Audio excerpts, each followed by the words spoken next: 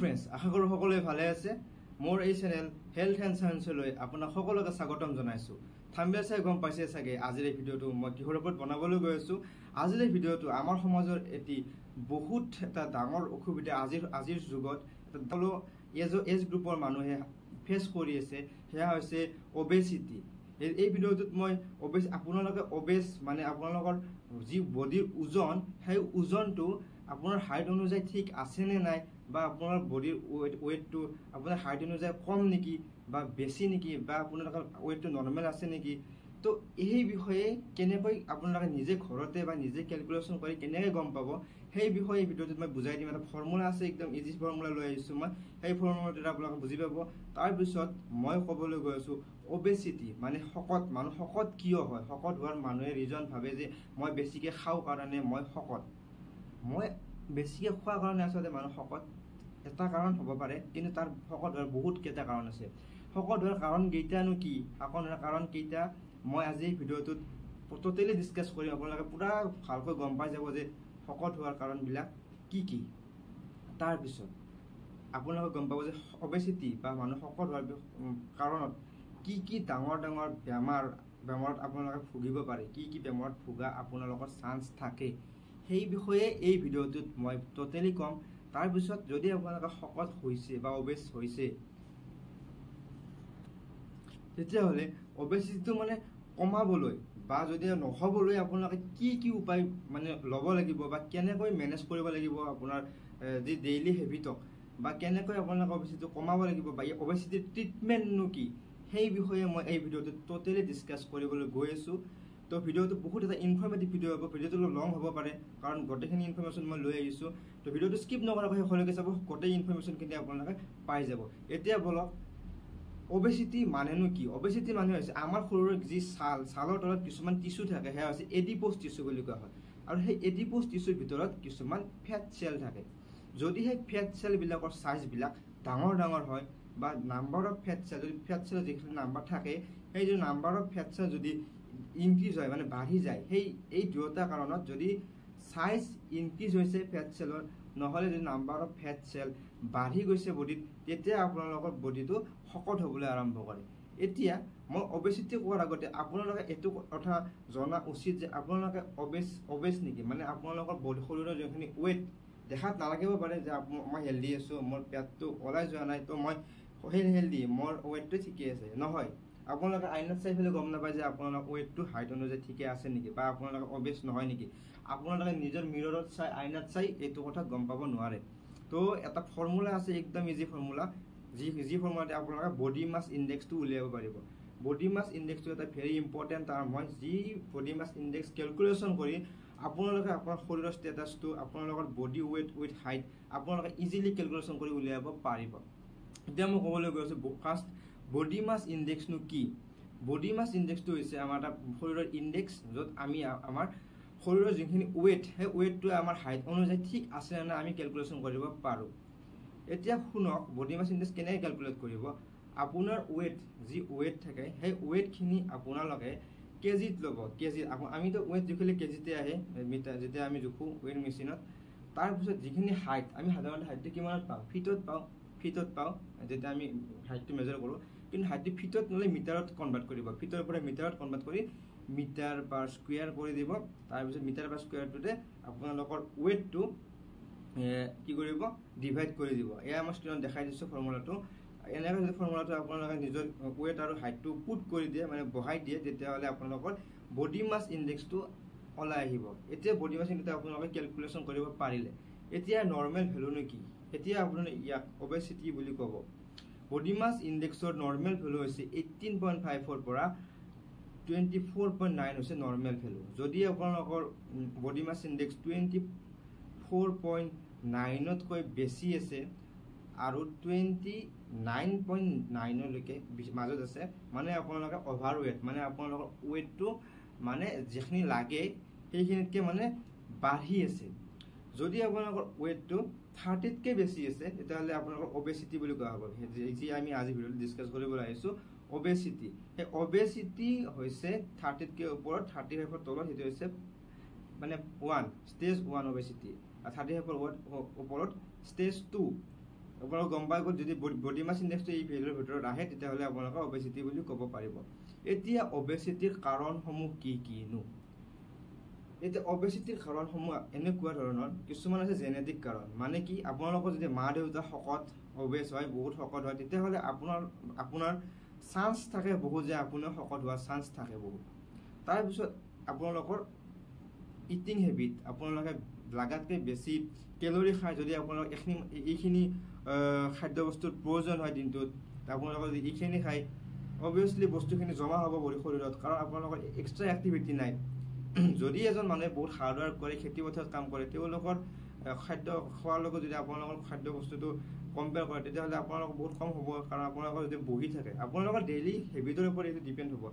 আৰু আপোনালোকৰ ডেইলি যিটো ৰুটিন, সেই ৰুটিনত আপোনালোকে এক্সাৰচাইজ যদি কম কৰি দিয়ে, মানে এক্সাৰচাইজ একো নাই, খোৱাত খাই থাকে, ফাষ্ট ফুড খায়, বেছি অইলি জাতীয় বস্তু খায়, অইল ৰিচ ফুড খায়। তাৰপিছত আপোনালোকৰ যদি কিছুমান এনেকুৱা কাৰণ আছে য'ত মানে আপোনালোকৰ কি হয়, আমাৰ কিছুমান চিমটমছৰ কাৰণে অভাৰ ইটিং হয়, মানে খাদ্য বস্তু বেছিকৈ খোৱা যায়। কিছুমান এনেকুৱা ধৰণৰ কাৰণ, যেনেকুৱা ডিপ্ৰেশ্যনত যদি আপোনালোকে ভুগি আছে বা ষ্ট্ৰেছ এনজাইটিত ভুগি আছে, তেতিয়াহ'লে আপোনালোকৰ এই খোৱাটো যোনটো অভাৰ ইটিং সেইটো এটা চিমটমছ বা লক্ষণ হ'ব পাৰে ডিপ্ৰেশ্যনৰ।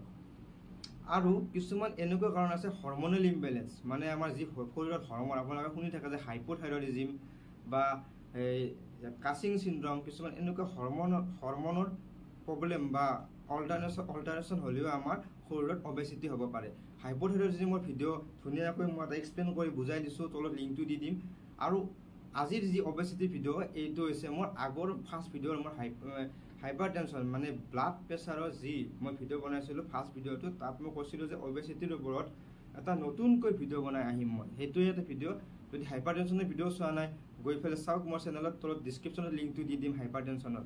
এতিয়া সেইবিলাক কাৰণ হ'ল কিছুমান, আৰু কিছুমান কাৰণ আছে আমাৰ কিছুমান ঔষধ, আপোনালোকে যি ডেইলি ঔষধ ইউজ কৰে সেই ঔষধ খোৱাৰ কাৰণে হ'ব পাৰে।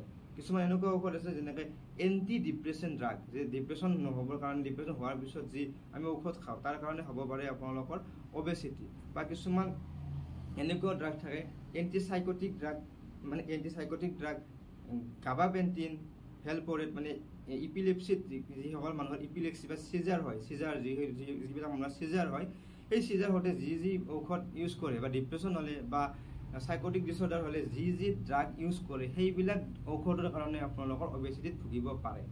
এতিয়া অবেচিটি হোৱাৰ কাৰণেনো কি হ'ব পাৰে কমপ্লিকেশ্যন, মানে কি অসুবিধা হ'ব পাৰে, সেয়া হৈছে আপোনালোকৰ প্ৰথম হৈছে টেনশ্যন। হাইপাৰ টেনশ্যন মানে কেনেকুৱা, মই প্ৰথম ভিডিঅ'ত কৈ দিছোঁ। হাইপাৰ টেনশ্যন মানে হৈছে হাই ব্লাড প্ৰেছাৰ। তাৰপিছত ডায়েবেটিছ দুইটা প্ৰকাৰত থাকে, আৰু যিটো টাইপ 2 সেইটো হোৱাৰ চান্স থাকে অবেচিটিৰ কাৰণে।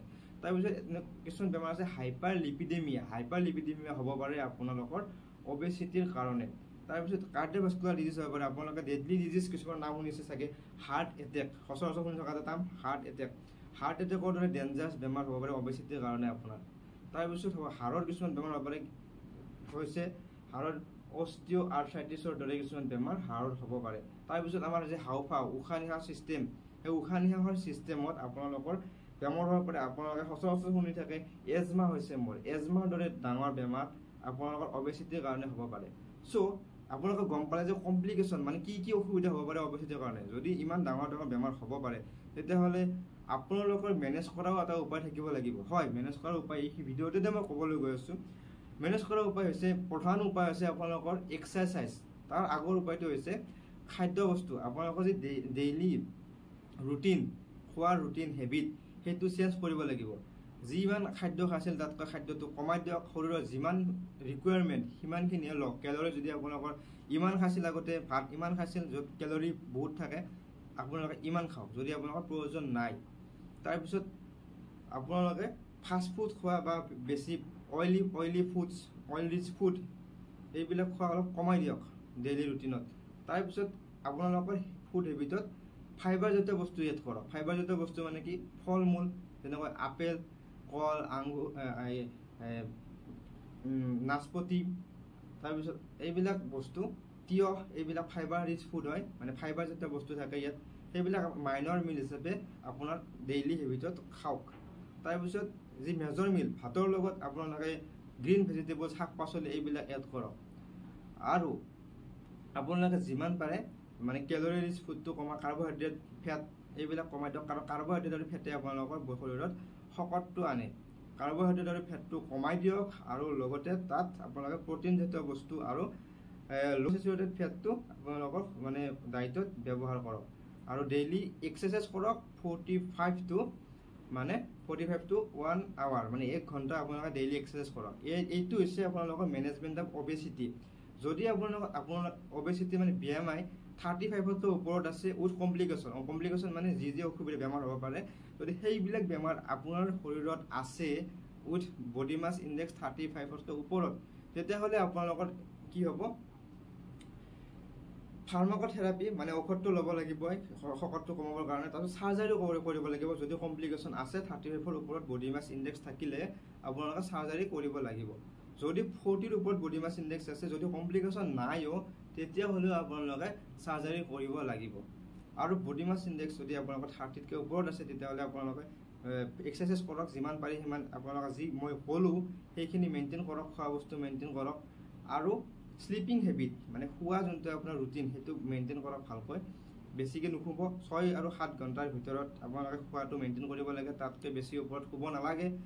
আৰু যদি 30তকৈ ওপৰত থাকে, যদি তাৰপিছতো নকমে, কিছুমান আমাৰ ড্ৰাগ আছে, ফাৰ্মাকোথেৰাপি আপোনালোকে ল'ব লাগিব, ডক্টৰৰ ওচৰত যাব লাগিব। ডক্টৰে আপোনাৰ বডি মাছ ইণ্ডেক্সটো চাই কিছুমান ঔষধ প্ৰেছক্ৰাইব কৰিব।